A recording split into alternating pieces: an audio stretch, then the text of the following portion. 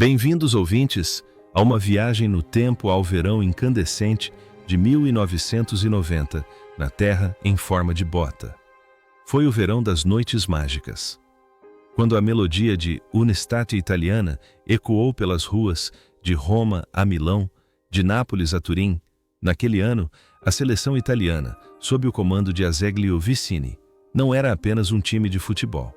Era o orgulho, a própria essência de uma nação que ansiava pela glória em casa. Contava com uma geração de jogadores excepcionalmente talentosos, com um estilo de jogo defensivo.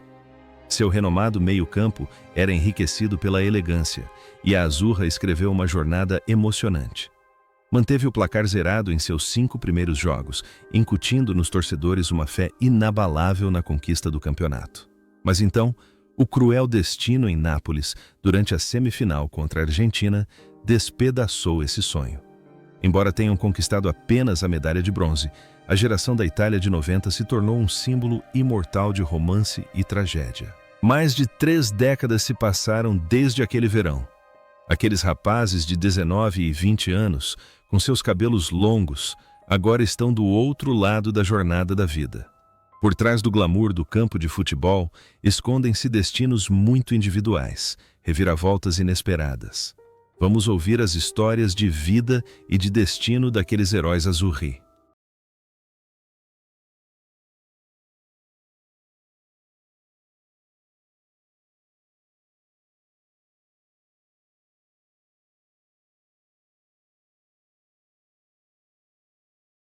Franco Baresi, Piscine e o poder do silêncio. Na seleção italiana de 1990, Franco Baresi, aos 30 anos, personificava a compostura e a classe. Capitão do Milan e líder da defesa da seleção italiana, Baresi não jogava com força bruta, mas com uma mentalidade proativa. Ele era o líbero perfeito, sempre aparecendo no momento certo para conter qualquer ameaça antes que ela se intensificasse. Sem gritos, Baresi comandava a defesa com um silêncio autoritário e uma capacidade profética de ler o jogo. Sua atuação na Copa do Mundo de 1990 foi o ápice da arte defensiva, ajudando a Itália a manter o placar zerado por 517 minutos consecutivos, um recorde sem precedentes. Após se despedir da lendária camisa número 6, a vida de Baresi permaneceu indissociavelmente ligada às cores vermelho e preto do Milan, como se por um destino inseparável. Ele experimentou toda a glória como jogador, mas sua trajetória pós-aposentadoria foi marcada por momentos mais tranquilos e discretos. Baresi tentou a sorte como treinador de categorias de base e diretor esportivo, mas seu brilho parecia pertencer mais ao campo do que ao banco de reservas. Ele também passou por períodos difíceis em sua vida pessoal, incluindo problemas de saúde com sua esposa e boatos falsos, mas Baresi os enfrentou com a mesma serenidade com que encarava os atacantes adversários. Existe uma semelhança impressionante entre Baresi dentro e fora de campo. Em campo, ele é um piscinin, menino, que carrega o peso do mundo. Fora de campo, é um homem tranquilo e humilde, com uma força interior extraordinária. Ele escolheu se afastar do frenesi da mídia para desfrutar de uma vida pacífica. Hoje, aos 65 anos, Franco Baresi continua sendo o vice-presidente honorário do AC Milan, um símbolo vivo de lealdade. Ele ainda está lá, observando silenciosamente a geração mais jovem, um monumento que nos lembra o valor da dedicação e da integridade cavalheiresca no futebol. Giuseppe Bergomi, o jovem tio e a voz do cálcio. Apesar de ter apenas 26 anos na Copa do Mundo de 1990, Giuseppe Bergomi ganhou o apelido de Lo Zio, tio, por causa de seu bigode espesso e rosto de aparência madura. Como capitão da Azzurra no torneio, Bergomi era um pilar na lateral direita, formando uma famosa muralha de aço com Baresi. O estilo de jogo de Bergomi não era vistoso, mas extremamente agressivo e eficaz. Ele era um zagueiro italiano clássico, disciplinado, resistente e disposto a tudo para proteger o gol. Sua presença proporcionava uma sensação de segurança absoluta para seus companheiros de equipe. Após se aposentar dos gramados, tio Bergomi passou por uma transformação espetacular e inesperada. Em vez de seguir uma carreira de treinador sob alta pressão, tornou-se um dos principais comentaristas de futebol da Sky Itália. Sua voz grave, profundo conhecimento e análises serenas se tornaram a música de fundo das partidas da Série A nas últimas 2 décadas. Ele concilia perfeitamente trabalho e vida familiar, levando uma vida sem escândalos, fiel à sua personalidade confiável em campo. Curiosamente, existe um contraste sutil entre seus papéis como guerreiro e comentarista. Em campo, Bergomi era carrancudo e feroz. Na cabine de comentários, ele era calmo, objetivo e intelectualmente perspicaz.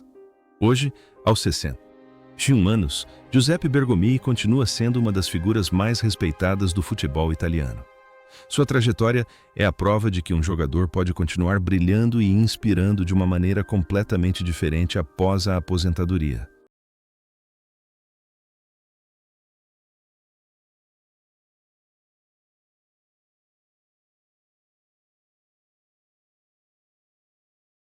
Paolo Maldini, o príncipe de Milão e um legado duradouro. Em 1990, Paolo Maldini, com apenas 21 anos, era o membro mais jovem da lendária linha defensiva.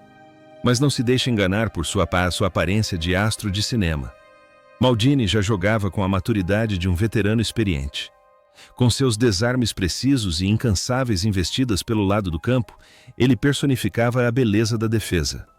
Maldini não apenas parava os adversários, ele transformava a defesa em uma arte.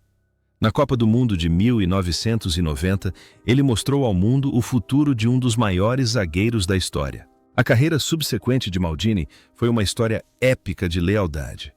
Ele dedicou seus 25 anos de carreira ao AC Milan, conquistando 5 títulos da Liga dos Campeões e inúmeros outros troféus. Após se aposentar, Maldini fez uma longa pausa no futebol, dedicando-se à família e aos 2 filhos, além de tentar a sorte no tênis profissional.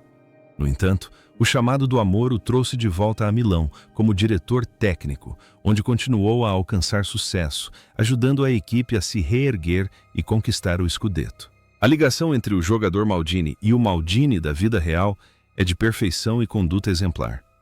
Ele era um cavalheiro dentro e fora de campo, jamais envolvido em qualquer escândalo.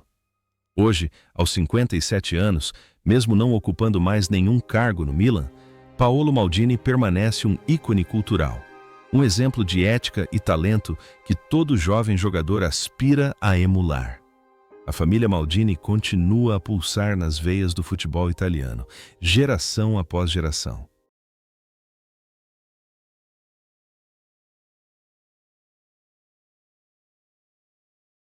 Walter Zenga, Homem-Aranha, e a acusação injusta de Nápoles. Walter Zenga, de 30 anos, entrou no torneio apelidado de Uomo Ragno, o Aranha. Ele era uma linha de defesa confiável, destacando-se por seus reflexos excepcionais e forte personalidade. Zenga estabeleceu um recorde de 5 jogos consecutivos sem sofrer gols, levando a Itália às semifinais. Mas então, sua saída imprudente do gol, que resultou no gol de empate de Caniggia para a Argentina, tornou-se uma cicatriz indelével em sua carreira. De herói, ele se tornou o foco do arrependimento. A vida de Zenga após o futebol foi uma série de aventuras incessantes. Ele se tornou um técnico nômade, comandando equipes dos Estados Unidos, Romênia, Sérvia, Oriente Médio e Itália. Sua vida pessoal foi tão tumultuada quanto seu estilo de jogo, com múltiplos casamentos, romances amplamente divulgados e uma carreira como comentarista de reality shows. Zenga viveu de forma instintiva, apaixonada e às vezes errática, refletindo a personalidade de um goleiro talentoso, porém impulsivo. Ao que tudo indica, a atuação explosiva em campo influenciou sua vida.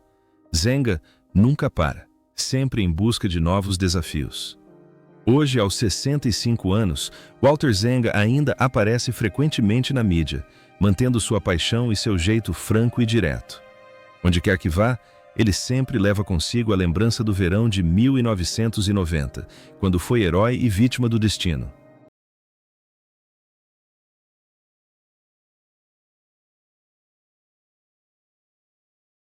Salvatore Schillaci, Toto, e os olhos bem abertos de um sonho. Ninguém esperava que Salvatore Schillaci, também conhecido como Totò, O jovem de 25 anos, oriundo da pobreza do sul da Itália, se tornasse a figura central da Copa do Mundo de 1990.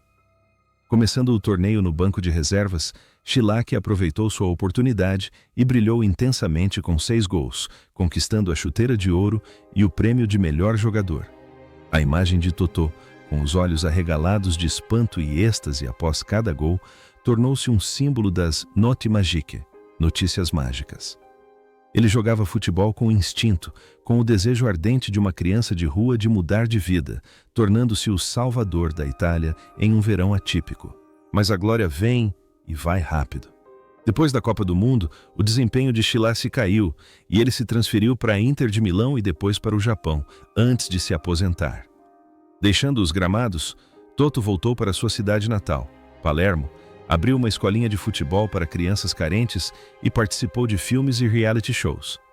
Ele leva uma vida simples e humilde e sempre guarda com carinho seu breve passado glorioso.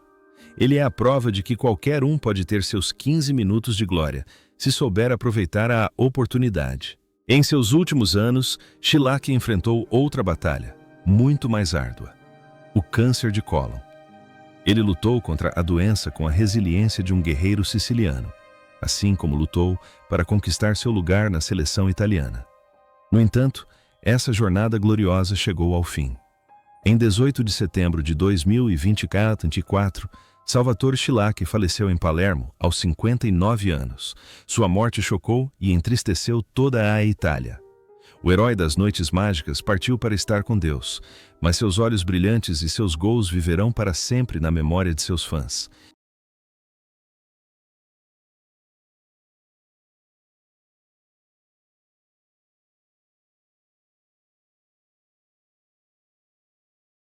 Roberto Baggio, o rabo de cavalo divino e a beleza da tristeza. Na Itália, em 1990, Roberto Baggio, com apenas 23 anos, era uma joia preciosa à espera de ser lapidada.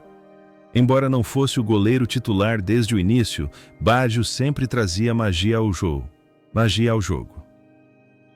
Seu gol individual contra a Tchecoslováquia é considerado um dos gols mais bonitos da história das Copas do Mundo.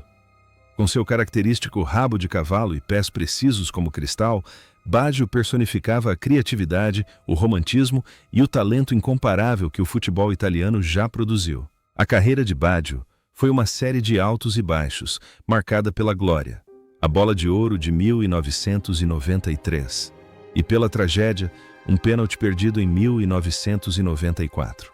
Ele foi atormentado por lesões persistentes no joelho, mas nunca desistiu. Ao contrário da agitação do mundo do futebol, Baggio escolheu um estilo de vida meditativo. Budista devoto, encontrou paz interior, afastando-se dos holofotes após a aposentadoria. Dedicou seu tempo à família, à caça e ao trabalho de caridade, recusando inúmeras propostas para treinar. O contraste entre uma estrela em campo e um recluso na vida cotidiana torna Baggio ainda mais especial. Ele não precisava da fama para existir. Hoje, aos 58 anos, Roberto Baggio vive uma vida tranquila em sua fazenda, em Alta Vila Vicentina. Ele raramente aparece em público, mas sempre que o nome de Baggio é mencionado, as pessoas ainda se comovem com um gênio de beleza melancólica. Gianluca Vialli, o líder arrojado e o último abraço. Gianluca Vialli. Aos 25 anos, Vialli chegou à Copa do Mundo de 1990 com a expectativa de ser a grande estrela. Forte, tecnicamente talentoso e carismático, era o principal atacante da equipe. No entanto, lesões e a excelente fase de Schillaci forçaram Vialli a ceder espaço. Mesmo assim, ele permaneceu uma peça importante do time, amigo próximo de Roberto Mancini, formando a famosa dupla mortal da Sampdoria. Vialli era o tipo de jogador que atuava com alegria e prazer, sempre com um sorriso no rosto. Após o torneio, Vialli alcançou novos patamares com a Juventus e o Chelsea, tornando-se um dos jogadores italianos de maior sucesso na Inglaterra. Depois de se aposentar, tornou-se um comentarista esportivo renomado e, posteriormente, técnico da seleção italiana, trabalhando ao lado de seu grande amigo Mancini na conquista da Euro 2020. A imagem dos dois homens de meia-idade se abraçando e chorando em Wembley é o desfecho perfeito para uma das mais belas amizades do mundo do futebol. Mas por trás daquele sorriso, escondia-se uma batalha silenciosa e dolorosa contra o câncer de pâncreas, que ele chamava de um convidado indesejado. Vialli encarou a morte com rara coragem e otimismo, inspirando milhões a viver. Contudo, o milagre não se repetiu. Em 6 de janeiro de 2023, Gianluca Vialli faleceu em Londres aos 58 anos. Sua partida deixa um vazio imenso, mas seu espírito otimista e seu sorriso permanecerão para sempre como um farol para as futuras gerações.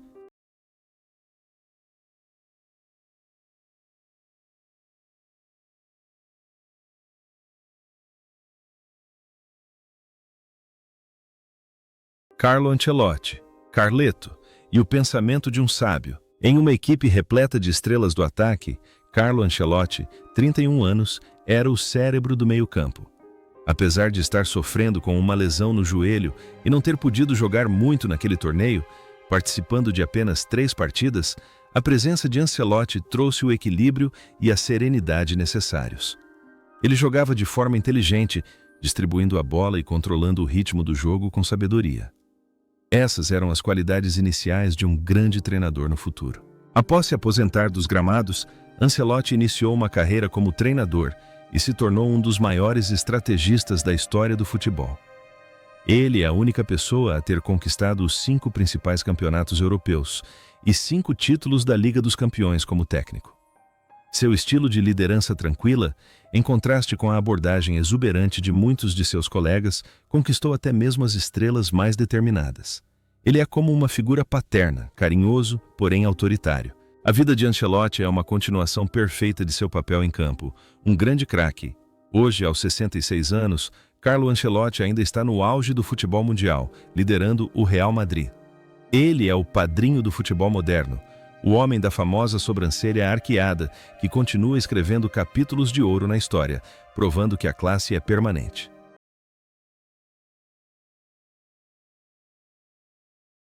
Roberto Mancini, o gênio esquecido e a salvação. A história de Roberto Mancini. Aos 25 anos, a Copa do Mundo de 1990 foi um estranho ponto baixo. Sendo um dos jogadores mais talentosos e extravagantes de sua geração, capitão da Sampdoria, Mancini não jogou um único minuto sequer na Copa do Mundo em casa. A decepção e a dor de ver um gênio no banco de reservas se tornaram tanto uma força motriz quanto uma ferida aberta que perdurou por muitos anos. A carreira de Mancini como jogador em clubes foi brilhante, mas a camisa da Azzurra sempre representou um sentimento de sonhos não realizados. Por isso, ao se tornar treinador, Mancini dedicou-se de corpo e alma a retribuir o apoio da Azzurra.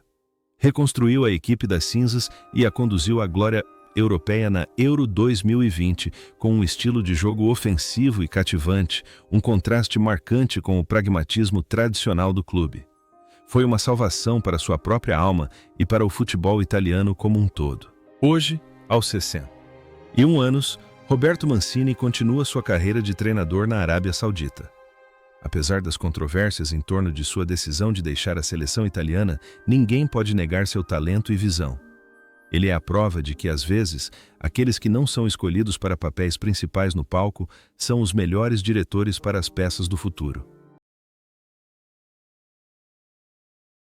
Giuseppe Giannini, Príncipe de Roma e a melancolia do andarilho. Em 1990, aos 25 anos, ele surgiu no cenário da Copa do Mundo como o maestro da Azzurra, vestindo a prestigiosa camisa 10, jogando com elegância e passes precisos. Antes da chegada de Francesco Totti, Giannini era o rei sem coroa de Roma e ídolo de Totti. Seu único gol contra os Estados Unidos na fase de grupos da Copa do Mundo de 1990 foi uma prova de seu status como um dos principais meio-campistas criativos do mundo na época. No entanto, por trás do glamour, havia uma jornada amarga. A despedida lacrimosa entre Giannini e a AS Roma em 1996, quando foi forçado a sair pela nova gestão, tornou-se uma ferida profunda nos corações dos torcedores, Depois de deixar o Olímpico, ele passou pelo Sturm Graz, Áustria. Depois retornou à Itália para jogar no Napoli e no Lecce, mas nunca encontrou aquela sensação de lar como em Roma. A carreira de Giannini como treinador também foi turbulenta, principalmente associada a equipes menores, chegando a comandar a seleção libanesa sem alcançar grande sucesso. Sua vida pessoal também foi marcada por problemas financeiros e falsas acusações judiciais, obrigando-o a passar muitos anos provando sua inocência. Ao contrário de ex-companheiros como Ancelotti e Mancini, que se tornaram treinadores renomados, Giannini escolheu um caminho mais discreto.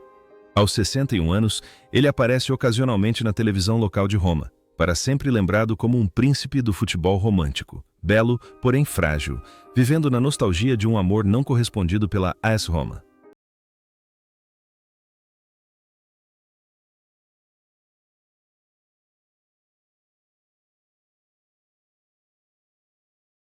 Roberto Donadoni.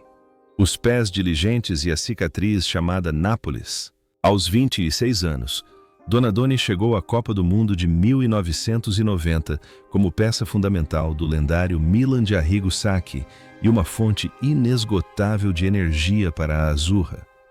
Trabalhou incansavelmente na ala, destacando-se tanto no ataque quanto na defesa, possuindo uma técnica simples, porém eficaz, atuando como um motor de movimento perpétuo que manteve a seleção italiana funcionando sem problemas durante todo o torneio. A maior tragédia da carreira de Donadoni aconteceu na semifinal contra a Argentina, quando ele perdeu um pênalti crucial em Nápoles, defendido pelo goleiro Goicoechea. Aquele momento se tornou uma profunda cicatriz em sua carreira e uma dor compartilhada por toda uma Itália. No entanto, a maneira como Donadoni encarou e superou a derrota foi o que o tornou uma pessoa verdadeiramente valiosa.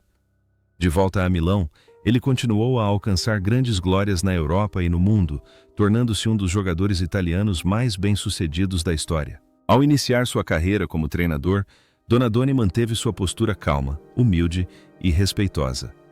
Ele comandou a seleção italiana após a Copa do Mundo de 2006, mas na Eurocopa de 2008, o destino foi cruel e a Azzurra perdeu nos pênaltis para a Espanha. O Chiapas Espanha. Donadoni deixou o cargo discretamente, sem queixas, preservando sua dignidade. Sem escândalos ou alarde, manteve-se fiel ao seu caráter dentro e fora de campo. Aos 62 anos, após um período como treinador na China, Donadoni é respeitado como um ponta exemplar, um símbolo de grande caráter, inabalável mesmo após um pênalti perdido.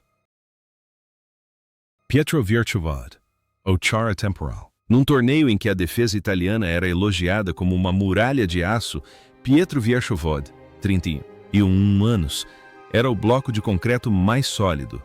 Apelidado de Lozar, o Czar, devido à sua ascendência ucraniana e estilo de jogo autoritário, Vierchowod possuía uma força física extraordinária e a velocidade de um atleta. Embora na Copa do Mundo de 1990 muitas vezes tivesse que ceder seu lugar no time titular para o quarteto Milan-Inter, sempre que o técnico Vicini o colocava em campo, especialmente na disputa pelo terceiro lugar contra a Inglaterra, ele neutralizava completamente os atacantes adversários.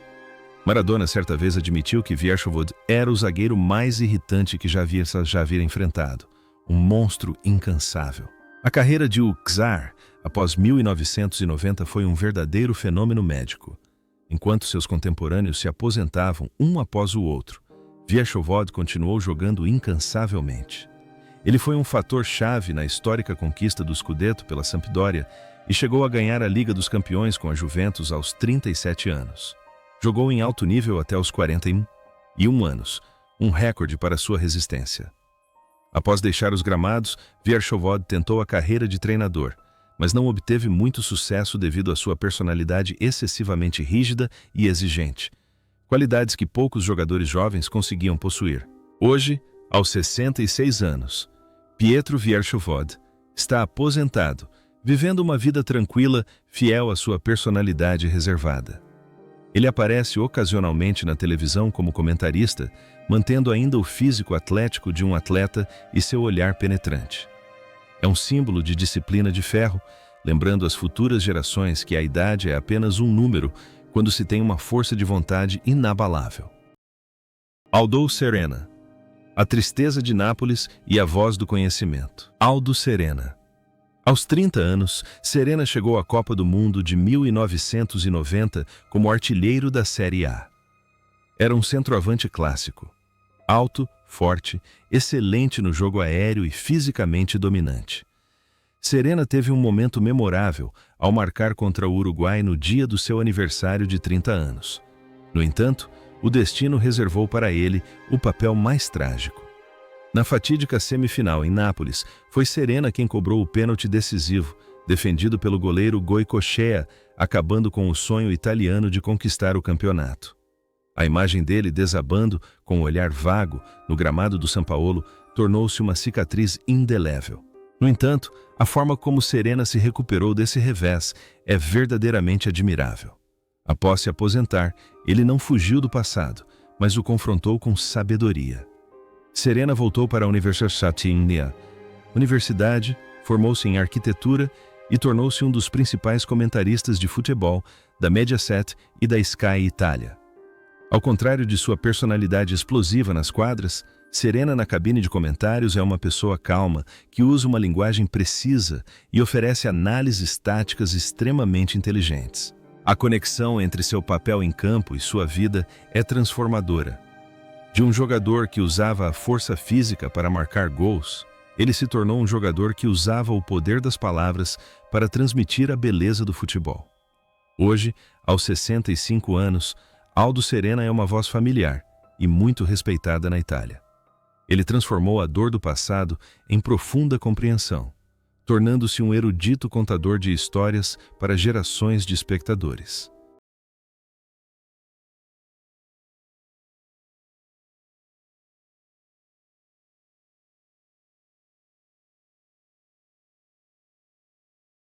Nicola Berti, a forasteira e a vida de festa. Se a seleção italiana daquele ano era um grupo sério e disciplinado, então Nicola Berti, com apenas 23 anos, era uma nota rebelde.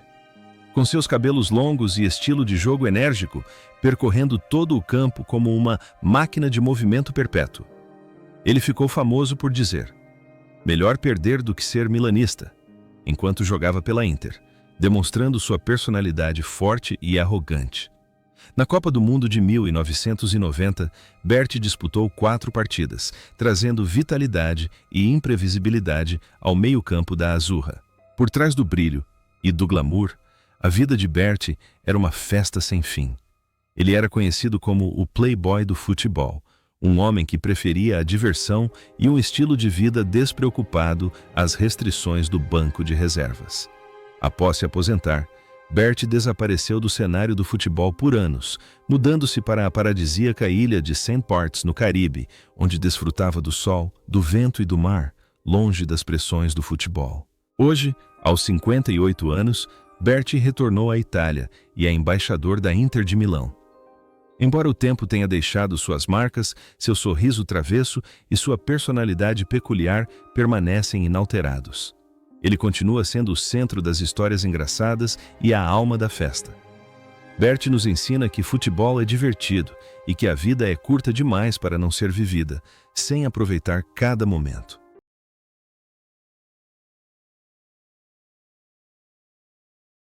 Ciro Ferrara, o coração de Nápoles e um sorriso otimista. Na Copa do Mundo de 1990, Ciro Ferrara, com apenas 23 anos, era um jovem talento promissor do Napoli, time que dominava a Itália sob o comando de Maradona. Embora fosse apenas uma opção de reserva para Bergomi e tenha jogado somente na disputa pelo 3º lugar, vivenciara Tista. A atmosfera da Copa do Mundo em seu estádio, o Sampaolo, Nápoles, foi uma experiência inestimável para ele. Ferrara era um zagueiro inteligente, que jogava com um sorriso e a finesse característica de um jogador do sul da Itália. A carreira de Ferrara floresceu posteriormente, com inúmeros títulos conquistados pela Juventus. Mas o que o tornou tão querido não foi apenas seu talento, mas também sua gentileza e personalidade alegre. Ferrara era um dos amigos mais próximos de Diego Maradona e sempre teve o lendário argentino em altíssima consideração. Após se aposentar dos gramados, Ferrara tentou a sorte como treinador na Juventus, na Sampdoria e na seleção italiana Sub-20 M1. No entanto, seu maior sucesso foi como dono de uma pizzaria e ativista social.